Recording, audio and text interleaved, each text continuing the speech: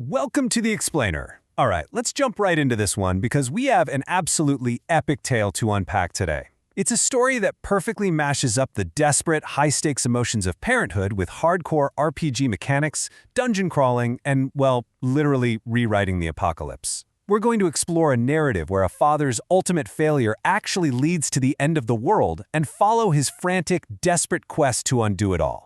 So get ready, because we are about to map out one of the most intense redemption arcs you will ever see.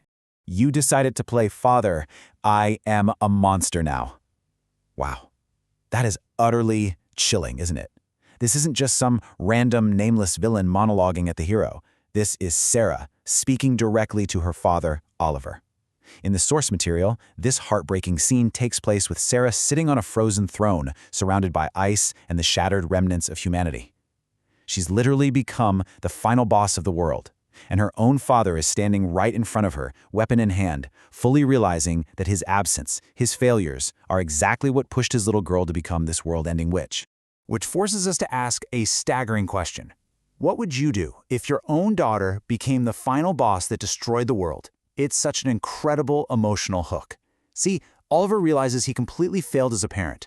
But in a final, desperate act of love, he throws himself right in front of the holy swordsman Fred, trying to protect her. And he dies. But, surprise, this tragic end is actually the catalyst for our entire explainer today. Section 1. The End of the World. We really have to start right at the icy apocalypse, because understanding the catastrophic consequences of Oliver's past failures is the absolute only way to understand his ruthless drive moving forward. So, as his consciousness fades to black, this crazy video game-like system activates, triggering a complete regression.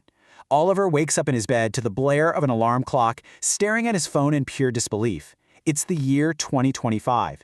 He has actually been sent back in time to when Sarah was just a 5-year-old kid. And right then and there, the system issues him the ultimate quest: stop Sarah's 5 misfortunes. Moving into Section 2, a second chance. Because almost immediately after waking up in the past, Oliver hears a knock at the door. He opens it, and standing right there is his ex-girlfriend Monica, holding the hand of 5-year-old Sarah. Now we need to contrast the two versions of our main character here. In the original timeline, Oliver was, frankly, a total deadbeat. He abandoned Monica when she got pregnant, leaving them to face terrible poverty. Monica eventually died, and Sarah was left completely traumatized and alone, which is exactly what led to her dark awakening. But the reborn Oliver? Talk about an extreme makeover. The guy knows his guilt.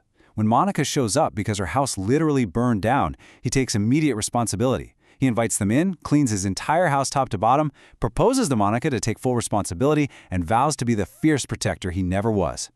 But look, keeping them safe isn't just about putting a roof over their heads. In this world, the apocalypse is already brewing. Interdimensional cracks are opening up everywhere, spewing out monsters. And to fight them, humanity relies on hunters. These are awakened humans capable of using mana to clear out these dangerous dungeons. Oliver realizes that to truly protect his newly reunited family and to stop Monica from joining the corrupt guild that got her killed in the first timeline, he absolutely has to master this brutal hunter system himself. Which brings us to Section 3, building a hunter family. Because Oliver knows he can't do this alone, and he knows Monica has some serious latent talent. So he starts aggressively leveling up both himself and his ex-girlfriend. Oliver's path to power is insanely fast. I mean, within just 5 minutes of returning to the past, he's already fighting off a massive Khitan bull during a sudden city rift attack just to protect Sarah. Fast forward 2 weeks, he takes Monica to a secret mountain training ground where she completely masters archery. Next up, they get trapped in the Darien Mall spider dungeon, which they survive by fighting alongside some future legends. And finally, within just 1 month, this newly forged couple passes the rigorous exam to get their official hunter certificates. They literally went from 0 to an absolute power couple in 30 days. Any parent can probably relate to feeling overwhelmed, but man, Oliver takes that protective instinct to an entirely new level.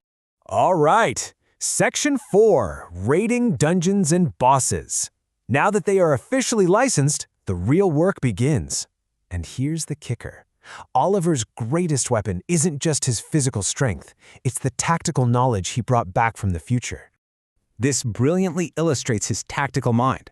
Take the slime skeleton boss in the mall dungeon, for example. Oliver acts as the absolute perfect commander. First, he directs Kate, a high-speed swordswoman, to distract the boss. But when Kate's sword starts rusting against the monster's thick, acidic shell, Oliver picks and throws highly flammable oil right on it. He then signals Monica to ignite the oil with her magical fire arrows, completely exposing the monster's core. Finally, Oliver swoops in and strikes the core directly before the slime can even regenerate. It is perfectly executed, textbook teamwork, all based on his knowledge of the future. But he's not just using his future knowledge for combat tactics. The guy is networking like crazy. Oliver smartly recruits future legends super early on. He befriends Kate, who happens to be the granddaughter of the Holy Swordsman. During his exams, he teams up with Mike, a guy who fights with bare fists and is destined to become the future king of fist fighting. He buys his weapons from Adam, the future world's greatest blacksmith. And he even saves Hannah, the heir to the high-tech corporation who fights with dual-wielding firearms. He is systematically building an unstoppable found family to ensure Sarah's survival. Now, Section 5, Sarah's Dangerous Magical Awakening. While Oliver is out building his dream squad, a massive problem is developing right at home. The stakes shoot through the roof when we discover the terrifying reality of this little 5-year-old's hidden abilities. The threats are closing in really fast. You see, Sarah's immense magic is tied directly to her volatile childhood emotions. Think about how moody a 5-year-old can be, and then give them superpowers. In fact, her old house collapsed simply because she had an emotional outburst from missing her dad. If she feels threatened or unhappy, her magic just violently lashes out. Add to this the system's warning about the looming 5 misfortunes that are literally designed to turn her evil, plus the fact that a shadowy organization is actively tracking her magical signature. Yeah, it's a powder keg. And that shadowy organization? That's the Tower of Mages. They are a powerful, highly corrupt association of elite magicians who actively search the globe to capture and exploit unique magical talent. In the previous timeline, these were the guys who took Sarah away, which heavily contributed to her becoming the final boss. So right now, they are the most terrifying, immediate force trying to kidnap his daughter. And honestly, they have good reason to look for her. During this incredibly chaotic moment on the Coral battlefield, a massive mountain golem boss suddenly appears. While Oliver and Kate are really struggling to take it down, Sarah, who, keep in mind, is literally fast asleep, unconsciously creates a magical ice bear toy that springs to life and completely obliterates this huge golem boss in one single hit. It's just a jaw-dropping display of raw power. But of course, it triggers the Mage Tower's radars, forcing Oliver to lie directly to an elite mage investigator named William just to cover Sarah's tracks. Which brings us to our final chapter, Section 6, The Fight to Change Fate. Oliver realizes he needs to get exponentially stronger, and he needs to do it yesterday if he has any hope of protecting Sarah from the Mage Tower and the rest of those misfortunes. To gather the kind of power he needs, Oliver starts taking on the absolute deadliest dungeons entirely alone. In the pitch-black Tiger's Lair, he battles a horrifying monster called a Copacat. And guys, this isn't just a physical fight, it's pure psychological horror. This monster lures its victims by mimicking the voices of the dead. It actually grows a grotesque imitation of Sarah's face, crying out, "I hate you, Dad, don't leave me," deliberately manipulating Oliver's deepest guilt from his past life. But Oliver manages to push past the sheer trauma. He realizes the monster is not his real daughter, and he brutally executes it, literally conquering the demons of his past. And this relentless drive pays off in some pretty unexpected ways. 800 million won.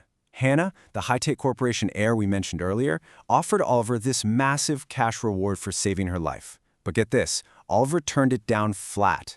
Instead, he demanded exclusive access to highly dangerous, unclear dungeons, like that Tiger's Lair, and a magical universal suit of armor that hardens when infused with mana. He is literally trading instant, life-changing wealth for the tools he absolutely needs to rewrite the future. Because everything Oliver does, the intense training, the squad building, the terrifying solo raids, is for one singular purpose. Which leaves us with the ultimate question. Can Oliver truly rewrite fate, or is Sarah destined to become the final boss once again? He's managed to stop the first of her 5 misfortunes, sure, but the system is unforgiving, and the Tower of Mages is still relentlessly hunting them. We've seen how he utilizes his future knowledge and his sheer will as a father, but the true test of his redemption is still to come. It really makes you think about how far you would go to save your own family, right? Thanks for joining me on this explainer, and I'll catch you on the next deep dive.